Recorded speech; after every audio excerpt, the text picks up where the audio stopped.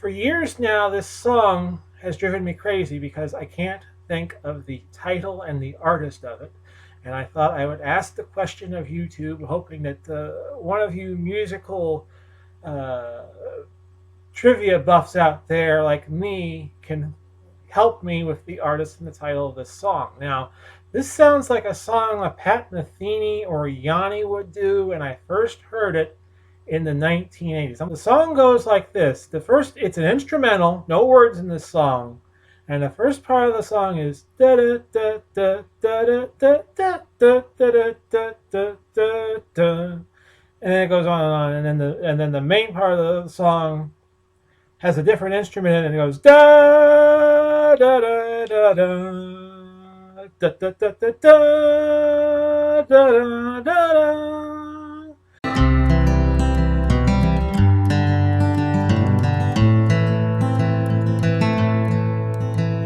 The dust kicks up, settling on the silver frame. Two shadows watch me through the window pane.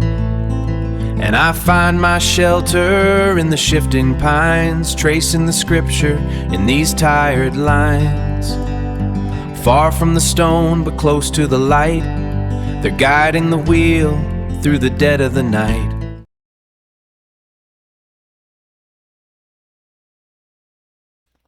Well, good morning, everybody. It is 8 o'clock straight on the dot on July 30th, 2026. Big Pauly coming to you, Paul Blom, with another episode of the Pauly Perspective. Now, I just showed you in the open a vlog I did back on February 2, 2013. And I woke up this morning trying to resolve the mystery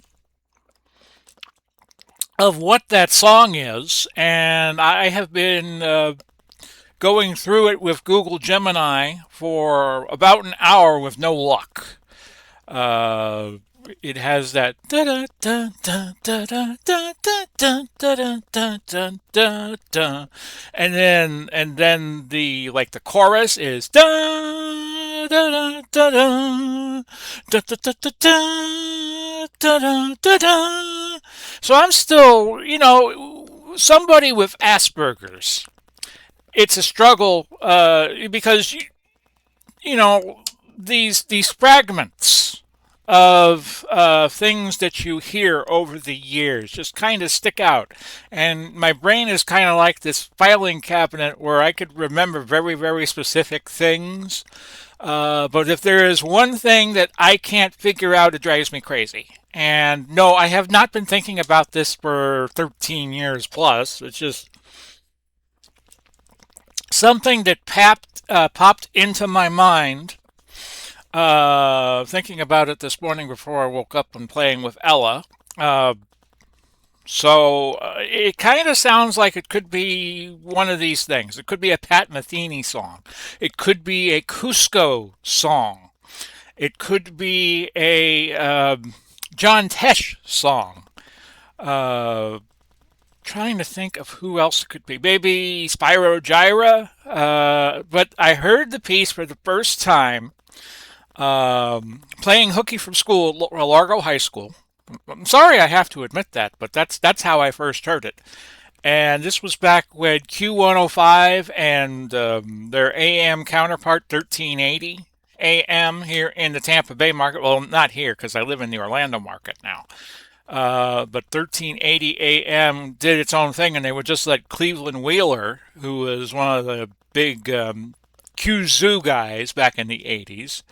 It was Cleveland Wheeler and Scott Shannon for a while, and then it was Cleveland Wheeler and Terrence McKeever, and then it was just Cleveland Wheeler and somebody after that, and they had a whole crew, and the Q-Zoo would just get ratings galore back in the heyday.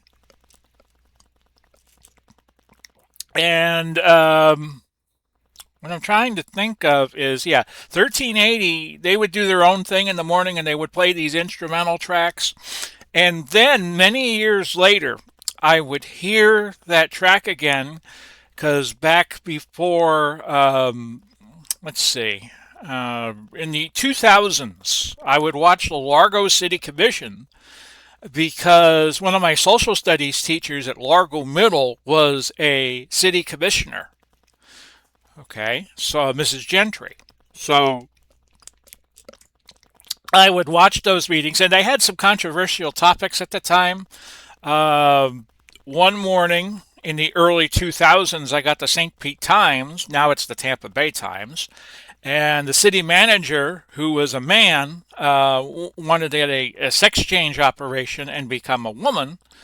Uh, and the city of Largo, the commission, fired him over that. That was like 2001, 2002. It was a big issue. CNN ran it back before we knew what CNN really was. Back in the Trump era.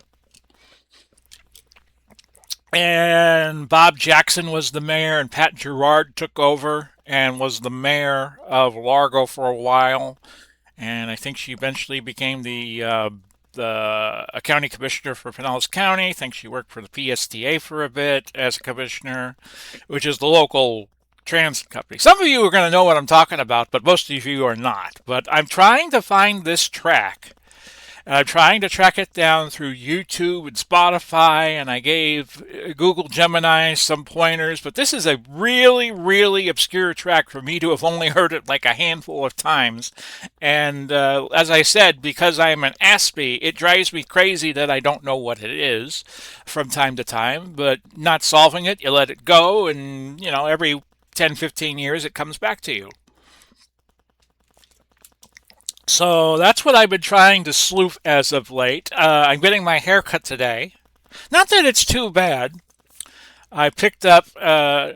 Here's something else that's kind of quirky with me: shaving. You've noticed that if you watch these videos that I have been doing now since the fall of 2025, that I always seem to have a little bit of facial hair here, and sometimes I let my mustache grow. And I figured out recently it's because I don't really like shaving myself in certain areas on the face, like right under here, or right on the mustache, because I find that if you do that and you're not careful, and because I'm an Aspie, there are times my mind is wondering as I'm shaving, you cut yourself. And so I got an electric shaver. I haven't had an electric shaver since I first started getting facial hair back in Largo Middle again. And I would say when I was like 13, 14 years old. I hit puberty before I got out of elementary school. I'm sorry to say, but it happened. So I grew up quick. And yeah, I got an electric shaver, but back then the electric shavers you just couldn't. We didn't have USB cords, so you just couldn't recharge it whenever you wanted to, as you can now. You had a battery, and the battery would go out. So eventually, I just said, well, maybe we should just do big shavers. And now I'm gone full circle, and I've gone back to an electric rechargeable razor, and I used that yesterday when I got it from because my address is kind of hard to find. I use Rob's address to get stuff that Amazon doesn't have you sign for. Like when Walmart comes, I always show them like a 4-digit code to make sure that they have the right person, and that kind of guarantees that I get what I order. But with Amazon, unless you have like a high ticket electronics item, they don't give you, the chance to sign. So, and I've had that happen before when I first started. Well, we first moved this camper to Leesburg. That would happen to me all the time. Somebody would always wind up with my stuff. But nowadays, if I don't have the ability to sign for it and just to verify that it got to me, then I just use Rob's address because I used to live there.